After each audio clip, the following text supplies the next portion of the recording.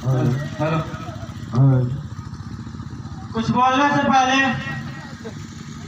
मैं मंच संचालन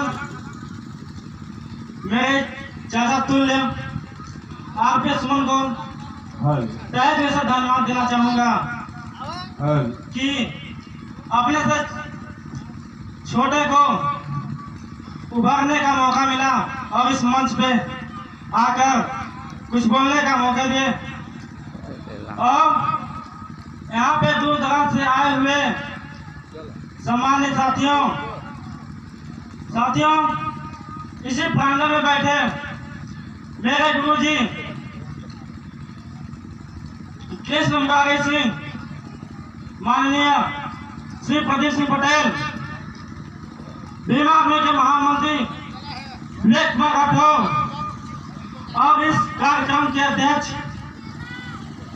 और विदर्भ के प्रधान राजेश भारती, और मैं आप सभी का नाम तो नहीं जानता हूं, लेकिन मेरे तरफ से आप सभी को 30 अप्रैल भारत रत्न संविधान निर्माता डॉक्टर भीमराव रामजी अम्बेडकर जी, डॉक्टर भीमराव राम जी की जयंती पे हार्दिक शुभकामनाएं। साथियों, बिहार से चल के आए हुए इंटरनेशनल अंतर्राष्ट्रीय मशहूर कलाकार ओम प्रकाश दीवाना जी साहब आ चुके हैं। क्योंकि उन्हीं का कार्यक्रम है, उन्हीं को जो रखा गया है। साथियों, कि तैरना है तो समंदर में तैरो, नाली नदियों में क्या रखा है। कि तैरना है तो समंदर में तैरो, नाली नदियों में क्या रखा है। प्यार करना है तो अपने वतन से करो, इन बेवफा लोगों में क्या रखा है, इन बेवफा लोगों में क्या रखा है। साथियों, मैं बात कर रहा हूँ एक ऐसे इंसान की जिन्होंने ऐसे भारत में जन्म लिया जहाँ उच्च वर्ग के लोग गरीब और दलित पर भीषण अत्याचार कर रहे थे।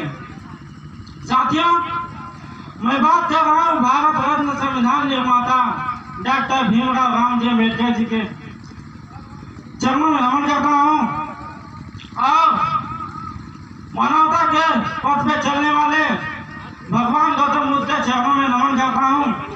साथियों, मैं बात कर रहा हूँ डॉक्टर भीमराव रामजी अम्बेडकर जी का, जिनका जन्म 14 अप्रैल 1891 के मऊ मध्य प्रदेश में हुआ था।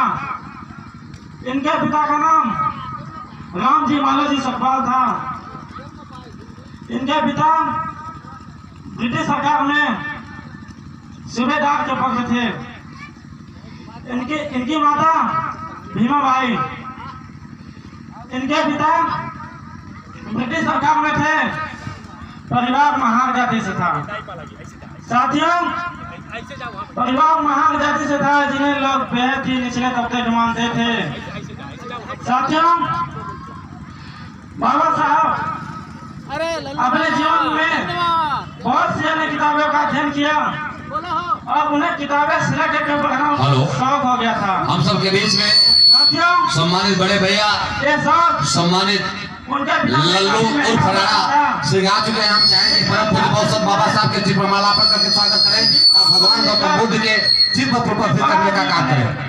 साथियों, बाबा साहब के 16 साल की उम्र में 9 साल की हमारे के साथ हो जाता है। साथियों, जोरदार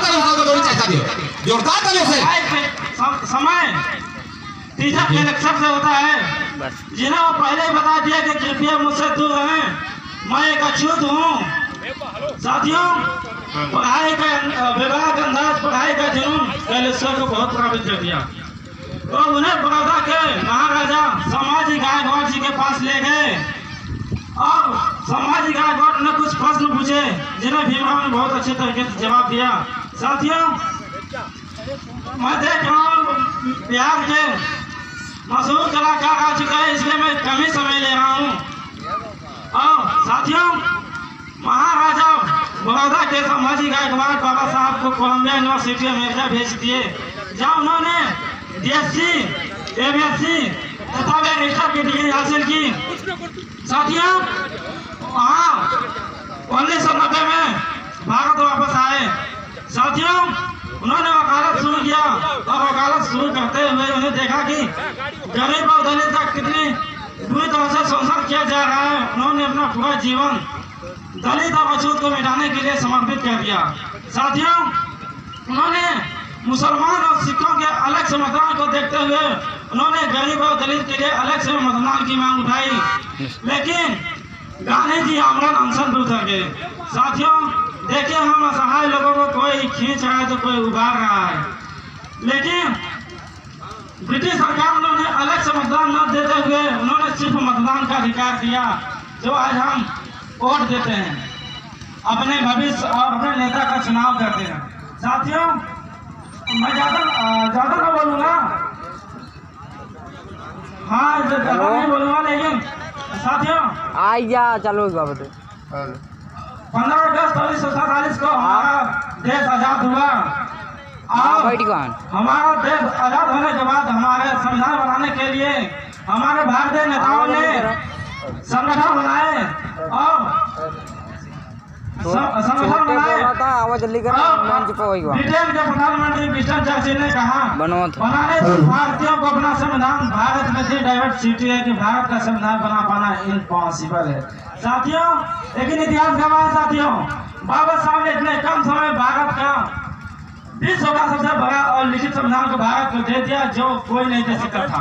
साथियों, मैं ज्यादा न कहते हुए अपने इस वाणी को यही बयान देना चाहता हूँ कि तैरना है तो समंदर में तैरो, नाली नदियों में क्या रखा है, कि तैरना है तो समंदर में तैरो, नाली नदियों में क्या रखा है, प्यार करना तो अपने वतन से करो, इन बेवफा लोगों में क्या रखा है, इन बेवफा लोगों में क्या रखा है, कि रेगिस्तान के तूफान कभी रुका नहीं करते, समंदर कभी सुखा नहीं करते, रेगिस्तान के तूफान कभी रुका नहीं करते, कि समंदर कभी सुखा नहीं करते, रेगिस्तान के तूफान कभी रुका नहीं करते। और हम भारतीय हैं साहब, हर किसी के सामने झुका नहीं करते, हर किसी के सामने झुका नहीं करते। धन्यवाद। जय भीम, जय भारत, जय संविधान। धन्यवाद। जोरदार तालियों से